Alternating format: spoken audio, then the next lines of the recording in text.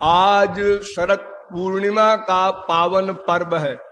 हमारे देश में, हमारे सनातन धर्म में साल का प्रत्येक दिन ही कोई न कोई पर्व होता है। किसी न किसी देश में, किसी न किसी जाति में यदि सबका हिसाब लगाया जाए तो साल का प्रत्येक दिन ही पर्व है। क्योंकि हमारे यहाँ भगवान के सब अवतार हुए और अनंतानंत महापुरुष भी हमारे देश में ही आए, इसलिए पर्व की भरमार है। किंतु जितने भी पर्व मनाए जाते हैं उन सब में सर्वश्रेष्ठ पर्व है शरद पूर्णिमा। वैसे कुछ लोग जन्माष्टमी को कहते हैं, कुछ रामनवमी को कहते हैं, कुछ दिवाली को, कुछ दशहरा को, कुछ होली को। अनेक लोग अपनी अपनी भावना से पर्वों की इंपॉर्टेंस बताते हैं, किंतु मेरी पर्सनल राय जो है वो यही है कि शरद पूर्णिमा सबसे बड़ा पर्व है। क्यों?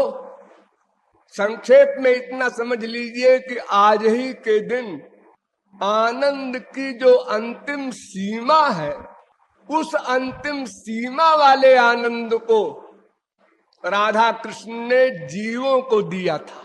आनंद के जितने स्तर हैं उनमें सबसे निम्न स्तर है ज्ञानियों का ब्रह्मानंद, निर्गुण निर्विशेष निराकार ब्रह्मानंद। इसके बाद फिर सगुण साकार का आनंद प्रारंभ होता है। उसमें भी अनेक स्तर हैं। शांत भाव का प्रेमानंद, उससे ऊंचा दास्य भाव का प्रेमानंद, उससे ऊंचा सख्य भाव का प्रेमानंद, उससे अधिक सरस वात्सल्य भाव का प्रेमानंद, उससे अधिक सरस माधुर्य भाव का प्रेमानंद। माधुर्य भाव में भी 3 स्तर है। सकाम माधुर्य भाव के प्रेमानंद का स्तर उन तीनों में निम्न कक्षा का है। उसे साधारणी रति का प्रेमानंद कहते हैं। और समंजसा रति का प्रेमानंद उससे उच्च कक्षा का है। और समर्था रति का आनंद सर्वोच्च कक्षा का है।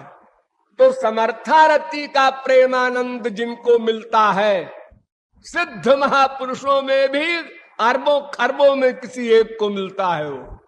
उस रस को महारास के रूप में आज के दिन 5000 वर्ष पहले राधा कृष्ण ने जीवों को वितरित किया था। इसलिए मैं कह रहा हूं कि आज का पर्व सर्वोत्कृष्ट पर्व है।